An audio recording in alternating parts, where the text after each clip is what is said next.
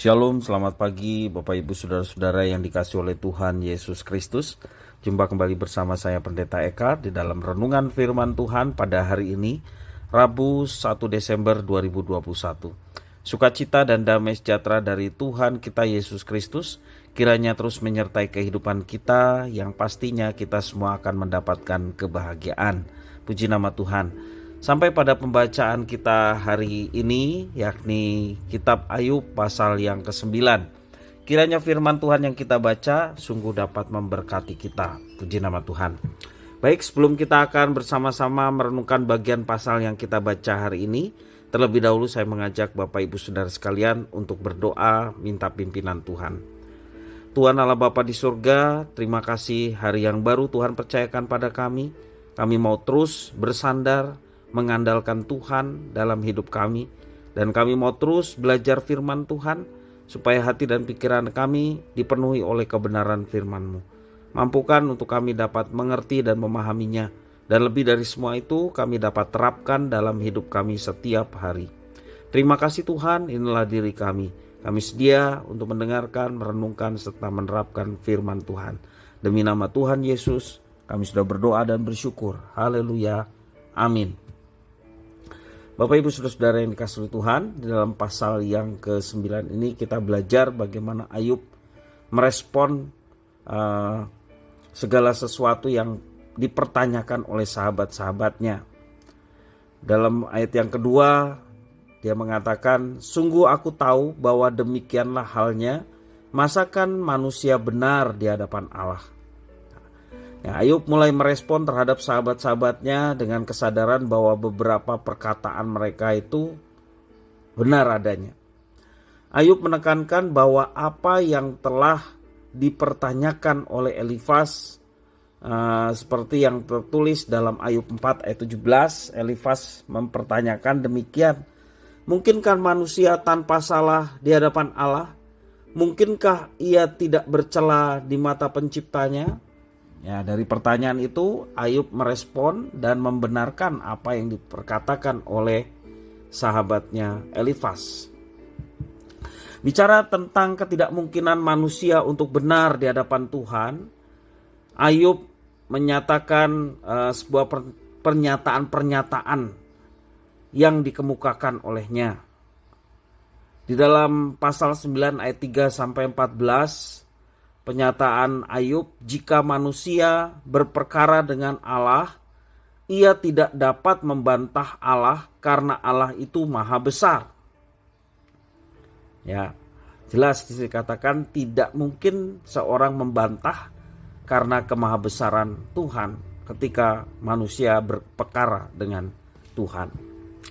Demikian juga di dalam pasal 9 ayat 15 sampai 19, "Jika Ayub berseru dan kemudian direspon oleh Allah, ia tidak akan mengira hal itu dapat terjadi karena Allah telah mendakwa dia." Jadi Ayub berpendapat bahwa kalaupun ia diberikan kesempatan untuk berseru, kemudian direspon oleh Allah, ia tidak akan mengira kalau hal itu dapat terjadi karena Allah sesungguhnya telah mendakwa dia. Dan kemudian meskipun ia benar, Ayub benar, Tuhan akan menyatakan bahwa ia bersalah. Karena Tuhan membinasakan orang yang bersalah dan orang yang tidak bersalah. Itu yang dinyatakan oleh Ayub. Demikian juga jika ia mengakui dosanya, Allah akan tetap memandang dirinya bersalah. Dalam pasal 9 ayat 25 sampai 32. Maka dalam pandangan Ayub, tidak ada gunanya kalau Ayub membuktikan bahwa dirinya tidak bersalah. Karena Allah sendiri kelihatannya ingin membinasakan dia. Itu pandangan Ayub ya. Jadi dengan segala kegalauan, dengan segala penderitaan yang dia alami, dia merasa bahwa dia tidak ada gunanya membuktikan kalau ia benar. Dan dia juga menyadari, walaupun dikatakan bahwa Ayub adalah seorang yang saleh, tidak ada yang benar di hadapan Tuhan. Semua orang telah melakukan perbuatan dosa walaupun itu dalam pikirannya. Sehingga ini yang dinyatakan oleh Ayub ya. Dia tidak Tidak ada gunanya untuk membela diri dan membuktikan bahwa dirinya adalah benar. Ya, dia tidak bersalah. Nah, Bapak Ibu Saudara-saudara, kalau kita perhatikan, Ayub juga merasa heran karena Tuhan telah membentuk dia sejak dalam kandungan dan memelihara Ayub hingga saat itu hanya untuk membinasakan dia. Itu yang membuat Ayub bergumul dan heran gitu ya. Maka lagi-lagi Ayub menyatakan keinginannya untuk mati. Nah, Bapak Ibu Saudara, kita melihat inilah titik di mana Ayub begitu berat mengalami penderitaannya, sehingga dia bertanya dengan keheranan. Sejak dalam kandungan dia sudah dipersiapkan, bahkan sejak hidupnya dipelihara, tetapi Tuhan menciptakan dia, ya, memelihara hidupnya hanya untuk membinasakan dirinya. Itu perasaan galau yang dialami oleh seorang Ayub yang sedemikian berat mengalami tantangan dalam hidupnya, sehingga di dalam pasal 10 ada keinginan lagi untuk mati, ya. Nah, bagi Ayub kematian adalah negeri yang gelap gulita. Besok kita akan lihat itu ya. Gelap gulita, kelam pekat, kacau balau ya. Namun itu semua tetap lebih baik daripada kehidupan yang dialaminya pada saat itu. Sampai saat itu Ayub masih bergumul dengan kegalauan karena ketidakmengertian apa yang dialaminya. Bapak Ibu Saudara-saudara yang dikasihi Tuhan, memang dalam keterbatasan kita manusia, tidak semua hal yang terjadi dalam kehidupan kita dapat kita mengerti alasan dan penyebabnya. Kita mencoba menganalisa, bahkan pikiran Tuhan pun kita coba terka. Namun kita harus memahami bahwa pikiran kita berbeda jauh dengan pikiran Tuhan. Seorang nabi, Yesaya, menyatakan hal itu.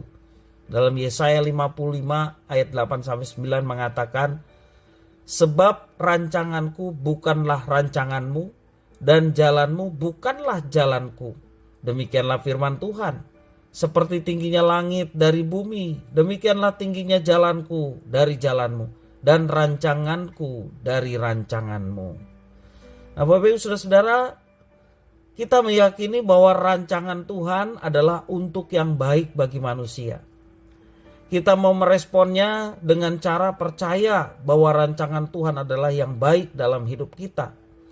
Sehingga dengan segala keterbatasan, walaupun kita mencoba menganalisa, bahkan menebak-nebak, ya, kita berserah sepenuhnya kepada Tuhan dengan satu keyakinan bahwa rancangan Tuhan tidak mungkin untuk mencelakakan kita. Sebab rancangannya adalah sesuatu yang baik, bahkan di tengah keterpurukan pun, ketidakmengertian pun, kita mau tetap meyakini bahwa ada rancangan Tuhan yang baik yang mau dinyatakan dalam hidup kita. Sekali lagi, tidak ada yang kebetulan di dalam Tuhan. Karena itu bagaimanapun kegalauan kita di dalam menjalani kehidupan, betapapun kita tidak memahami Tuhan dalam situasi yang berat sekalipun, tetaplah pasrahkan diri kita ke dalam tangan Tuhan yang kuat dan penuh kuasa.